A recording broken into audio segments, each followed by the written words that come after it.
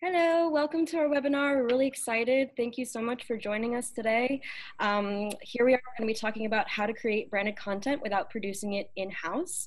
So let's do a little bit of introduction so you can get to know our speakers today. Would you like to start, Madeline? Yeah. Hi, everyone. Thanks for joining. My name's Madeline Cronin-Aaronson, and I have been working at thredUP for about 3.5 years. If you're not familiar with thredUP, we are the world's largest online thrift and consignment store. We've been in operation for about 9 years now, and we're based in San Francisco. As the team's senior organic growth manager, I oversee all of thredUP's influencer marketing, organic social marketing, and content marketing. And I'm excited to be here. Great, cool. Vivian? Awesome. Hey guys, my name is Vivian Valiente. I'm the Director of Integrated Marketing here at Reelio, recently acquired by Fullscreen. We've been in operation for about 5 years now, and essentially in my role, I'm the intermediary between brands and influencers and helping them come together for influencer marketing campaigns. And quick tidbit, thredUP and Reelio have been working together for the past 2 years now, so really excited to be on this panel with Madeline and Photoslurp. And we're so glad you guys are both here to join us. I'm Charlie Brooke, the Content Marketing Associate with Photoslurp. Photoslurp is a visual commerce platform that specializes in user-generated content. We help our clients collect user-generated content and then disperse it throughout their e-commerce shopping journey to increase conversions and engagement. So let's go ahead and get started. Here's just a quick overview of the webinar today, what we're going to be discussing. We're going to start with a quick discussion about the types of content, what we mean when we say content throughout the discussion. And then we'll be jumping into influencer marketing strategies with Reelio. And we're going to give brand advice and response from thredUP throughout. So they'll have a chance to kind of give actual advice on how it has worked in practice. And then we'll be bridging into user-generated content strategies with Photoslurp with the same kind of responses with thredUP. And then at the end, we're going to have a Q&A. We already have the Q&A open, so feel free to ask questions throughout, but we'll be addressing them at the end of the webinar. Okay. So just really quickly, this is the kind of content we'll be discussing. When we say content, we mean photos, videos, and any other visual content that's shared socially. This includes influencer marketing or influencer content and user-generated content, which has been posted on Instagram, Facebook, Twitter, YouTube, or any other social media platform where your users can post content featuring your products. All right, take it away. Cool. So for the Reelio segment of the webinar, we'll be covering influencer content, mostly video content to be specific. So the 3 questions we'll be answering are, how do you find the right influencers? How do you get great content? And then how do you measure and optimize?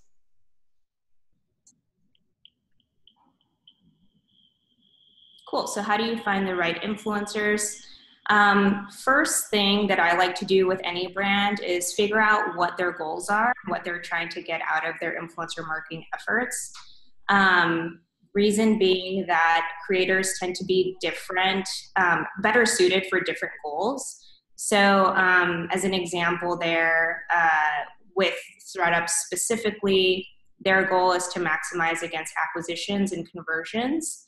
So with that kind of goal, I tend to recommend micro-influencers, low to mid-sized channels, because those audiences tend to yield higher engagement rates, which is obviously better for driving clicks, traffic, and ultimately conversions. But your goals can range from anything like from reach and awareness to something a little bit more specific like conversions and acquisitions. From there, it's about getting a really good understanding of your influencer's audience and ensuring that there's alignment with your core target audience as a brand. An example that I like to use is Kate Upton. I believe Clinique worked with her a couple years ago, and they worked on her Instagram. So her audience on Instagram, when you dig in, is actually 80% male. So their allocation of budget there wasn't really the best, in my opinion, especially since Clinique is a brand for women.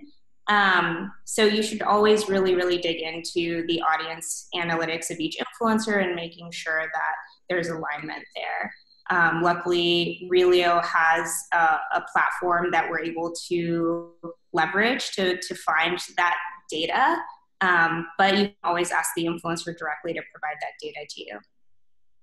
And then lastly, focusing on complementary styles. So with brands leveraging influencers, it can get a little bit interesting in terms of, you know, how's the influencer going to represent your brand and your messaging. My recommendation is always to find influencers that are already aligning with your aesthetics, with your brand values, such that you're not really manipulating the influencer content at all, really just naturally integrating your messaging into the content that they're already creating. And that always results in the best partnerships.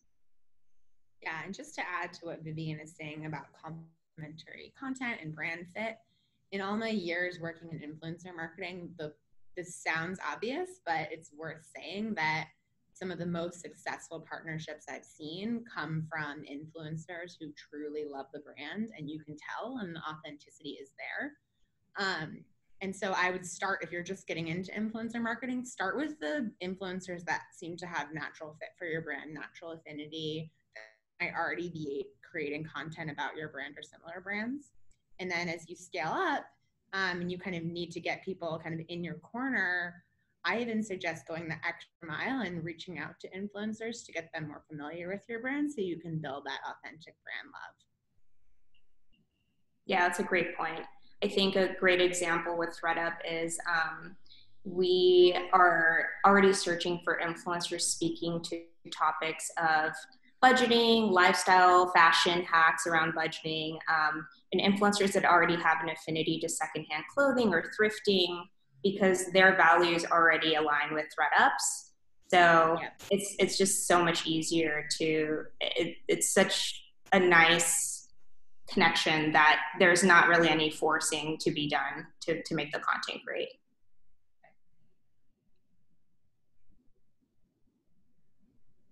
Cool. So once you've identified your influencers, I always recommend to brands setting up like a one-pager, creator-facing document that is super simple for them to follow. In my experience doing this for the past 4 years, I've gotten everything from, you know, here are the top 3 things versus like, here are 20 talking points that are super scripted and we want the influencer to say exactly these words, show the product this way. And the latter seems to be really off-putting to influencers. And sometimes it's not that they don't want to do it. I don't think they can digest what's most important to relay to their audience that way. So you really want to simplify your messaging such that it's super easy for them to just put it into their own words and relay your core values, messaging, everything. So less is definitely more, in my opinion. So an example with thredUP here would be, we've really nailed it down for YouTube content specifically to be showing the packaging of thredUP and moving on to just explaining what thredUP is, a very quick intro, showing the clothing, and then trying it on to dispel some predispositions about secondhand clothing, showing that thredUP's quality is super, super good. Their clothing are vetted by a team, and ultimately leading to the CTA, which is to get that 30% off promotion with the influencer's unique code and link. So very simplified, not too much there. Influencers can wrap their head around it, and it's very easy for them to execute on. And then, sorry, Matt, do you want to add to that? Yeah, just to piggyback a little on that, one thing that we also do is when we're vetting influencers to work with thredUP, we'll check out their channels and like see what's going on in their lives. And sometimes we'll add a little personal twist to the brief that we give them. So like if they just had a new baby, we'll be like, get her some baby clothes, or maybe she's shopping for maternity or is dating someone new and going on lots of date nights. So it's worth to do a little bit of extra research and make that brief maybe just a little personalized, and then it helps with that authenticity piece a little bit later. Yeah, great point. I forgot to mention that with the talking points, they also talk about the price savings for thredUP, which already delivers the value prop very clearly and succinctly, showing like each clothing item and what the original retail value would have been versus what they got it on thredUP for. Yeah, that's an extremely important value prop for thredUP, the two prices, original versus thrift price. Right. And then last thing here is a very hands-off approach. I know that can be a little bit concerning for brands, letting go and kind of putting the control in the hands of the influencers to relay your brand messaging and core values. But at the end of the day, I think if you're already finding influencers that align with your aesthetics, your values, and then you have that simplified brief, they'll do a pretty good job of translating that into their own way and content. You also want to make sure that you're integrating into formats that they're already creating. So let's say you're working with a vlogger or with someone who does fashion try-ons or hauls. It would be much, much better to try and fit into that as organically as possible versus having the influencer do something totally different that doesn't exist on their channel already. 9 out of 10 times, if you have them do that, you'll probably actually hurt your results. Audiences don't want to watch something that is completely different from what they subscribed for. So that last bullet is great. It shouldn't feel like you're interrupting your favorite TV show. At the end of the day, the viewer wants to watch content that they've already been subscribing to. So you should try to fit into that as much as possible.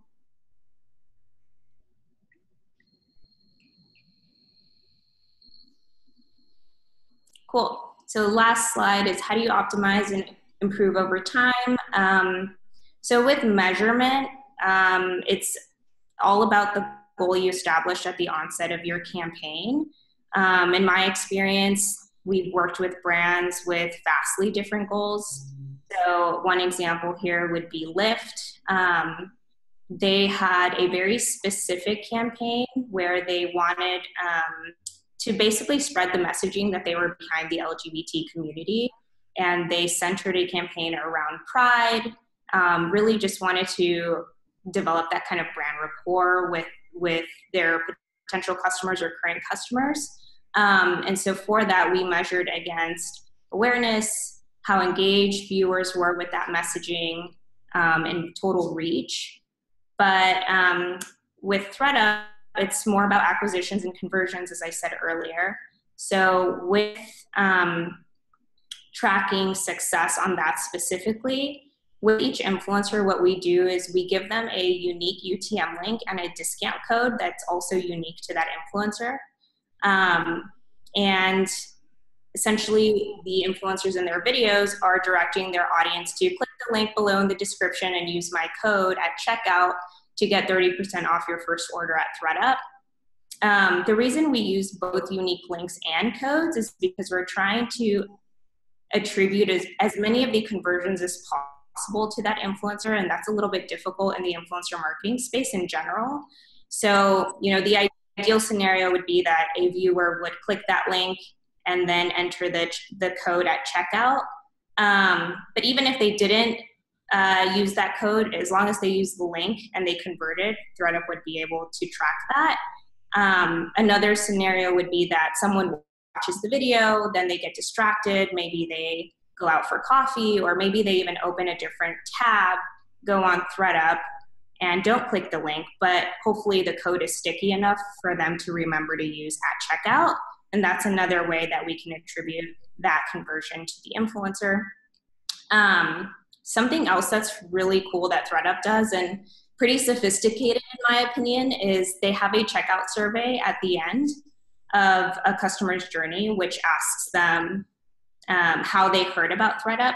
So even if the viewer isn't going through the link or isn't using the code, if they're if they're identifying that they've heard of thredUP through influencers or a YouTuber or whatever it might be, thredUP is able to see that that influencer video was one of the touch points of that customer's journey, and able to establish a halo effect around that to see how effective influencer marketing is outside of the, you know, direct links and codes. So that's really, really, really cool. Madeline, I don't know if you want to add to that, but I can. Effect piece a little bit, because the checkout survey helps, and it helps us check in on our assumptions. But you're still going to have to make assumptions as a marketer when it comes to influencers, especially if you're giving yourself, you know, really strict conversion goals like we do when we work with Reelio and here at thredUP. So something else to keep in mind is to assign different halos to different channels. So YouTube's halo is actually one of the smallest when it comes to influencer marketing. That's because there's like a clear space for a link below each video. Then on Instagram, the halo has to be a little bit bigger because URLs are not quite as conspicuous there. And then we also do some podcast marketing. Some people don't consider that influencer marketing, but my team does oversee that. And with podcast, we have to apply a huge halo because obviously there's absolutely nowhere to click. And thredUP is a hard word to spell because it has no A in it. So we also have podcast hosts read aloud how to spell the URL. That's a tangent. Check in on your halos and assign different ones to different channels. Awesome, thanks. And last thing to note here is that it really does take time. A lot of the learnings that we've had with thredUP has been over the past 2 years of testing. Luckily, thredUP is super open to experimenting, which is amazing. We've been tweaking everything, like I mentioned, for the past 2 years, just like you would with any other ad, whether it's on Google, whether it's a Facebook ad. You would look at A/B testing, different copy, different imagery. With influencers, it's a lot of the same, and you should have that mentality with them as well. One example here is with the messaging on the call to action. We tried to add some urgency around it by saying, you know, the first couple thousand viewers to use the code below gets 25% off, whatever. But what we found was that messaging didn't really affect the end metrics whatsoever. In fact, it kind of hindered the evergreen nature of YouTube, and those videos are living on those influencer channels for years. So, you know, if the video has 20,000 views and the call to action says the first 2,000 get the promotion, it's likely that you've lost on the other 18,000 people who viewed it after, and they probably aren't clicking. So a lot of tweaking. We tested just a lot. That's kind of the main thing and takeaway from this slide. Continue testing, continue optimizing, and then really dig into the influencers that are working really, really well for you. Take a look at their audience a little bit more closely, you know, what kind of content they're integrating your brand into. And then trying to replicate that success by finding influencers with lookalike audiences, same messaging, and seeing how you can continue to grow your roster of proven talent and trying to find a cadence with your proven talent. Some of them work better using them month to month. Some of it is every other month. It's a lot. It requires a lot of testing. So yeah, once you have your A team, keep them close to you, continue using them, and then have some budget left over to continue testing new people. Yeah. And to add to what Vivian's saying too, it's also, when it comes to testing, take time at the end of each month to do some analysis. So like, don't be afraid to come up with some hypotheses around why you think content did or did not work. And you should look at a lot of factors, right? So like, look at the content of the video, look at the time of day they posted, look at the views on that video versus others. Maybe that influencer does really work for you, but it turns out the type of video that you were inserted to didn't get as many views as their other videos do, and they're worth a try another time with a different kind of content. So So don't be afraid to like come up with many, many factors that might have caused something to either, you know, perform well or not perform well. It's really, really hard to actually figure out the causation, but it's worth like sitting down with your team and just chatting through the whys. And Vivian and I do that at the end of each month. And it's really, really useful for us to just get out on the table and talk through it. And kind of additionally with that, look back at previous months and see if performance improved, because sometimes it takes a little bit of time, especially with YouTube. Because sometimes people, you know, catch up on all their YouTube videos, maybe on like one day of the week, and they watch videos from weeks and weeks ago from their favorite creators. So sometimes you can actually see performance improve over time. Great. Okay, cool. So now we're going to move on to user-generated content.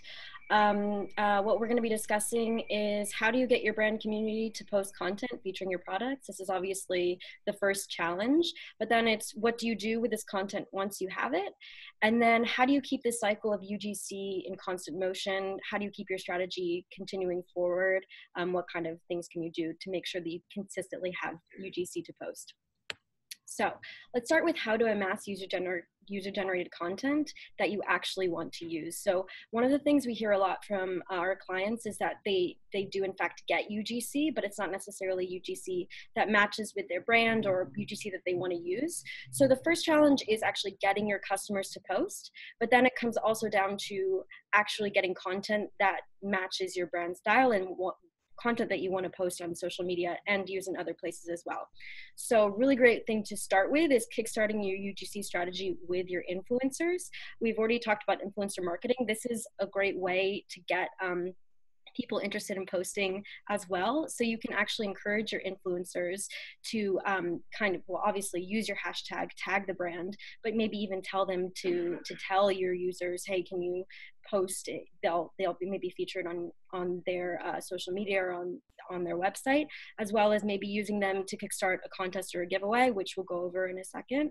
And then the other thing that influencers can help with is actually getting content that you want to use. So if you are showing influencer content that is matching, you know, we talked before about the guidelines that you give your influencers. You can also kind of give these guidelines to your users as well, so they know what kind of content you actually want to see and what content will best, you know, will best perform and which will actually show. So I'm going to show you an example of this from one of our clients, Cluse. This is some of the influencer content that they use. You can see that they have the influencer posting with their hashtag, tagging the brand. They're also, for this example, they're using their new hashtag #GetCluseCozy, which is to promote the fall collection. And you can almost see, just looking at both of these images side by side, what kind of content Cluse is actually asking for. So it's like, you know, autumn colors, you know, fall cozy sweater weather kind of images. So these are things you can actually ask from your influencers and then from your users as well. And then that can come across in both, and you'll actually get images that you want to use. Another thing, we're showing that the influencers are using the hashtags as well as Cluse actually posting and attributing it to the influencers. Then you can also see that Cluse puts into their bio to post with Cluse and with Cluse Get Cozy or Get Cluse Cozy.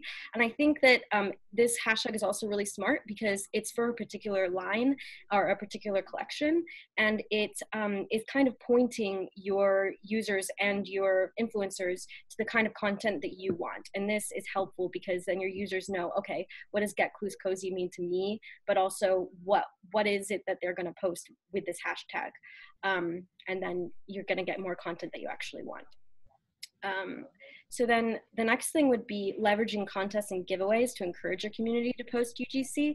This is a really important way to get UGC because obviously asking your users to post because they might get featured on your site or on your social media is a good incentive, but you might need more of an incentive to get people to really post content frequently to become, you know, people that are part of your brand community. So a contest or a giveaway is a really great way to kind of boost that. So let's go to an example over here. This is another one of our clients, Seraphine, their maternity brand. And you can see that they asked their mamas to post with their Halloween style, which is just really, it's a good way to get content that you want. You can be really specific. Say, these are the rules of the contest. This is how you enter. We're looking for content that shows these products. We're looking for content that does this thing. And that way you're going to get content that you actually want to use. And you also get to share some of your products, or, you know, people can enter the contest and be excited about the brand. The other example we have there is from Choco, and that's actually something they use in their email marketing, which is just to show that you can extend these kind of contests throughout your marketing efforts. And, you know, again, this is a hashtag campaign asking for photos, and it's really pointed towards the spirit of summer, which again is kind of in itself asking your users to post specific content. It's about summer, and people already have an idea when they see that, okay, what is it that they're going to accept, and what is it that will actually get me a better chance of winning in this contest, or something like that. And then it helps you have content that you actually want. So another thing is developing Instagrammable campaigns or hashtags to encourage customer content. So when we talk about Instagrammable campaigns, we just mean things that people want to post about. So for example, if you're a food brand, and you encourage your users to post images of them cooking a new recipe with your product. This is Instagrammable. People love posting images of food, and so you're encouraging them to use your product. Obviously, you can get more creative than this and come up with really interesting ways to get them to post, but it's about doing something that people want to Instagram already and kind of leveraging that to create a campaign for yourself. And this can be done with hashtags too. Obviously, people know about Apple's hashtag shot on iPhone, but this is a really great example of a really good hashtag campaign that encouraged customer content, because they're asking them to use the product, and then it's an actionable hashtag. People can actually just go and do this, and it encourages them to participate. And then just something to mention, though hashtags are really important and a great way to collect customer content, brand tags and mentions are also a great way to collect content. You can collect your user UGC this way. And so you can even just encourage your users to tag your brand. It can be as simple as that, which sometimes seems easier than asking them to hashtag or something like that. You can just say, hey, we really, think, you know, we want to see your content, so just tag us in it so we can see it. And that's a good way to get more UGC. And then finally, just continuously ask your users to post. This is really important. You should be putting it everywhere, because your users might not know that if they post, it can help them. So, or that they can be featured. So put it on your social media, in your posts, as well as in the bio, but also on your website. If you have a gallery of UGC or of social content, make sure you're saying you can be featured here. Put it on your packaging when you send it. You know, then you're really reaching your customers in the point of most excitement when they get the thing that they've purchased. It will say on it, oh, if you post an image with this, you might get featured. You're really hitting them where they're actually gonna post a picture. And Charlie, just to add to that packaging idea, something that's really fun to do that thredUP has done in the past is you can actually incentivize your users to post with a contest upon when they receive their package. And a really, really fun thing to do is to make the contest actually a refund of their order. So that at the end of the month, you pick one of the people that posted on your hashtag, you reach out to them and just refund them whatever their order costs. So you can be like, want this order for free? Post. So it's really fun. That's a great idea. Thank you for sharing. Okay, so we're gonna move on to what to do with this content. So obviously, one of the main reasons you want UGC is so that you can post it on your own social feed. This is, you know, really great. It's a great way. We already love to give photo cred to other people in our own images, like on our own Instagram accounts. So it's really great when brands are doing this too, because it makes it much more of a social experience. But there are so many other ways you can use UGC to extend it further than social media. For example, you can integrate it directly into your e-commerce storefront, into a gallery or a carousel. so that everybody can see these customer photos. And you know, it's a good place to like store all the images and kind of make your e-commerce social. But at the same time, you can make those images shoppable. So we have an example here from Cluse. It's the same image that they have from the influencer, but you can see now that it's attached to the product that she's wearing in the photo. So you can see the Instagram and everything, the caption, but then also the product, which is a really good way to just continue your UGC to further, you know, convert your customers. And this social proof can also include your product pages. So if you happen to have a lot of UGC of a specific product, when a user goes to that product, you can have carousels with that, specifically that product. So it makes them a little more excited to see, oh, well, people are wearing this thing. This is how they wear it. This is what it looks like. Maybe I should really commit to buying it. And our customers have seen a 5 to 15% conversion rate increase when they integrate UGC into their product pages. So from our studies, it really works. And then you can take this one step further by displaying this content in your email marketing campaigns, confirmation pages, and more. For example, if you have shopping cart abandonment emails, you can actually attach UGC of the product that they didn't buy, and that will encourage them to come back and maybe actually buy the product in the end. And finally, you can feature UGC in your ads. So from our studies, UGC actually increases or lowers the cost per click for Facebook ads and Instagram ads. So it's a really good thing to try, adding UGC instead of professional content into your ads. Madeline, do you have anything you'd like to?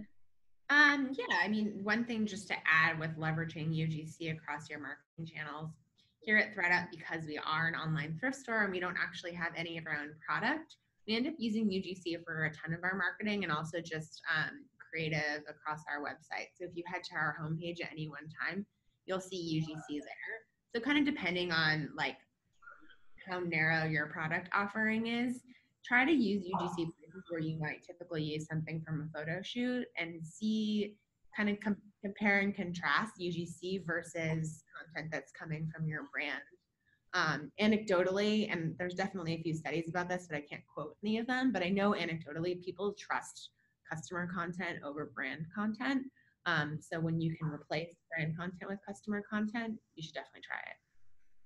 Great, perfect. Okay. So here's just an example of how you can show your images in your product page. So as you can see, there's the product and then there's only images of people wearing that product, which is a really great way to help convert. And finally, how to keep the UGC cycle going. Obviously, this is a really big challenge once you've gotten it going, how to make sure that you keep getting UGC, how to keep your community involved and excited about your brand. So most importantly, wherever you integrate customer content, make sure your audience knows that they could be featured there if they share content too. There's not really much point in having a UGC gallery if people don't know that it's UGC. So make sure that they recognize, oh, I can interact with this. This is something that I can participate in. And so wherever you have UGC, make sure they know that they could also be there if they participate. And then always give your users photo credit and say thank you. Like I mentioned before, we already love to give photo credit on our own images on Instagram. It's just a way of interacting further with the people that you follow and that follow you. So this is important for brands too, if you want to interact on platforms the way that we do in our everyday lives. And just saying thank you really is important for extending the brand and humanizing the brand. So people will be really excited that they've heard from the brand. So just make sure you always do it. Okay, and then keep a consistent brand identity for your audience to relate to. You want them to join your brand community. So but they aren't really able to if they don't necessarily know what kind of content they should be helping produce. So like we said before, just make sure you're really focused and that you're always posting things that you really, really want to keep seeing, and people will align with And then measure how well your UGC is performing. You can do this on with whatever platforms you already use, Google Analytics or whatever you use to measure, you know, how people are interacting with your e-commerce site. But a user-generated content platform will have everything you need in order to really see how well UGC is performing, including top photos to see how often those photos are actually converting customers, as well as which kind of people are posting the most for your brand, and maybe then you can actually reach out to them and extend the relationship further. And then finally, just keep asking them to post. This is really important. Keep finding new ways to ask them to post. Keep asking them on everything that you have to post, and you'll start to see much more results. So, yeah, and to add to what Charlie is saying about incentivizing your audience to post and asking them to post, in addition to just running contests and gathering the rights and displaying UGC in a gallery on your site, also think about both regramming the content on your Instagram when the content makes sense. I know that can be hard if you have really strict brand guardrails for what you put on Instagram, but regram the UGC that you can on your Instagram, but also consider having like a shout out Tuesday series. And by that, I mean screenshot a bunch of the stuff that you're getting tagged on Instagram, and then share it on your story on Instagram and tag all those customers and thank them for posting. It's also a really good way to kind of show your audience the type of content that your brand is willing to repost, and will train them to take photos that more accurately depict your brand and kind of the way you want to show up on Instagram. Perfect. Great. Okay, so I think that's everything for now, and so we'll open it up for questions. I see that we already have a few, but feel free to continue asking, and we'll just go through these really quickly. So we have one question. This is for thredUP. How long does thredUP work with each influencer, and do your campaigns have an end date? Yeah, that's a good question. It depends on a ton of factors. Like if, for example, I'm working with that influencer in just a brand capacity, if they're still getting a ton of engagement on their posts, then I'll keep it going. So sometimes I'll work with an Instagram influencer just on a post meant to drive brand awareness, and I'll sign them into like a 3-month contract. So they create content for each day in that month. When it comes to something like YouTube, Vivian and I have found that every other month is the best cadence, but sometimes they'll reach a point where maybe they've reached their whole current audience at that time, and you have to take a little bit of a break with that influencer, and then maybe check back in with them once their audience has grown. So my advice there would be, it really depends on the channel. It really depends on your goals, and just keep checking in on performance. And that's, yeah, it's hard. There's no like one right answer. Great. So another question, I guess this can be for both of you. How do you price influencers? Yeah, so for video content, it's usually on a cost per view basis. There's a kind of a big range depending on the ask. So to keep it a little bit more high level, I think in general, micro influencers or influencers delivering a lesser amount of views tend to require somewhat of a higher cost per view.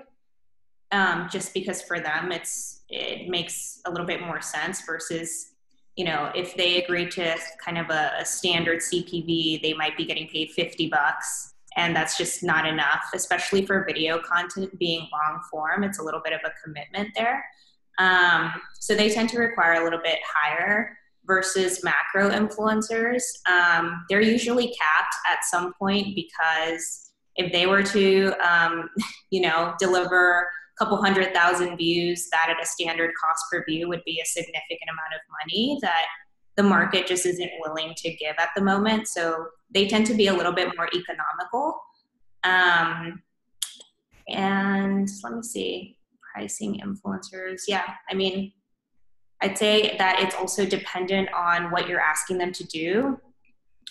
Prices can vary depending on whether it's a 2 to 3 minute integration into a video versus a dedicated video to your product or brand, and then other add-ons such as licensing or exclusivity, different terms will change the pricing for sure. Sure. Okay.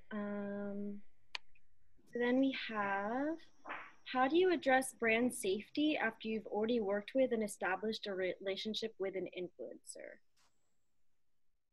I'm not sure I fully understand that one. Let's see. What do you guys think? Safety after you've already worked with I mean, I guess on the topic of brand safety, so for Reelio, the way that we approach that is, well, for one, we allow our brands to get a round of approvals on the creator side before we contract any creator to make sure there's alignment on audience and general aesthetics. And then there's also a review process for the content. So the content's not going live without Madeline giving a stamp of approval that it fits thredUP's goals, messaging, aesthetics, everything. So that's kind of how we tackle brand safety. I'm not sure if the question was more related to UGC. Yeah. Well, yeah, I think also like maybe the question is asking like if it's a relationship that's been ongoing. And I think, you know, once you've established a relationship with an influencer and you actually know them, like there is like a level of trust. So if you want to get to a place where, let's say you're doing kind of like an ambassadorship, giving them free product in exchange for their posting, and you're trying to keep it turnkey and you don't want to improve their processes, just be really careful with who you do that with and make sure you trust them. Yeah, most people, once you work with them a couple of times, then it's not too much of a risk. Yeah, I think that's a perfect way to encompass it. So those are the questions we have right now. We'll leave some more time for more questions to come in. If anybody has anything, we're open to answering. So we'll wait a few minutes, let some more questions come in, and then see what happens. I'm seeing some questions in the chat. Yeah. Yeah, go ahead. I for some reason don't see the chat, so feel free. Okay, cool. I can read this first one from Annette, who says, how do you protect yourself legally if you're using UGC? Is giving credit enough? And I would say from a legal perspective, you have to get the rights to that photo. So I would send your users to a terms and conditions page that you worked on with your legal team that addresses exactly how your brand will use that photo. When it comes to giving credit, like you can include in those terms and conditions that you won't give credit, but I would recommend always giving credit. It's just really in the spirit of UGC and social media to always include the Instagram handle. Yeah, and just, oh, sorry, are you still going? Oh, go ahead, that's all. Just to bounce off of that, media rights, like you mentioned, is obviously it's a good thing to make sure that you have just as a brand to protect yourself. You don't technically need it in order to just put content onto your site, but once you start using it in ads or things like that, you definitely need to make sure that you have that. And with the UGC platform, it's really easy. You can ask for it directly. That's a function that we have with Photoslurp.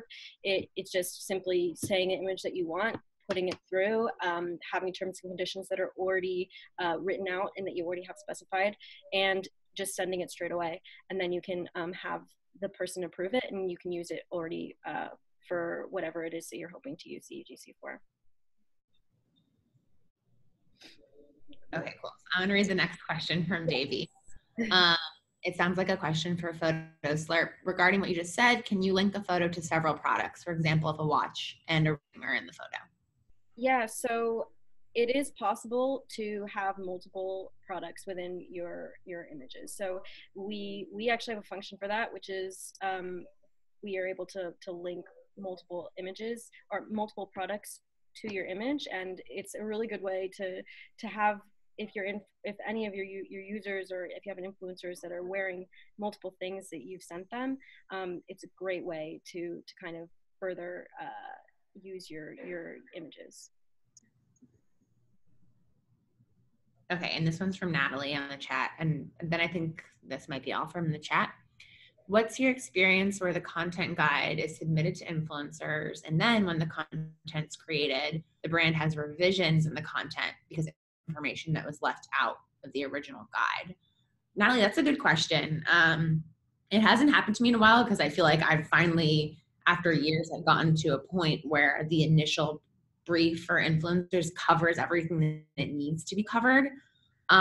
This is a tricky one though. Like if you left information out of the original guide for the influencer, I think it's really tough to go back to them and ask them to include more, unless it's like a simple edit to the caption. So I would say take it case by case. If it's a pretty easy edit for the influencer to include something that you initially left out, then suggest it to them, but I wouldn't require it to them. It's really on you and on the brand to make sure that you're initially laying out your asks as clearly as possible. Yeah, I 100% agree with that, Madeline. I would also make sure that your influencer agreements spell that out very clearly so that expectations are set at the very beginning with your influencers. You know, like for example, we do allow one round of revisions, but we keep those revisions limited to that influencer brief. So on the Reelio side, we always make it very clear to our brands that they must include all of their must-haves, and any revisions that come in thereafter have to be limited to that influencer brief. Because as Madeline said, it's really on the brand to make sure that one pager is simplified and very clear for the influencer, because they don't know what they don't know. So I think you have grounds to go back to them if they miss something there. But outside of that, I think it's a little bit of a dicey situation. Cool. Are there other questions in the chat? Unfortunately, I can't see it, so. There were just those three, Charlie. Okay, perfect.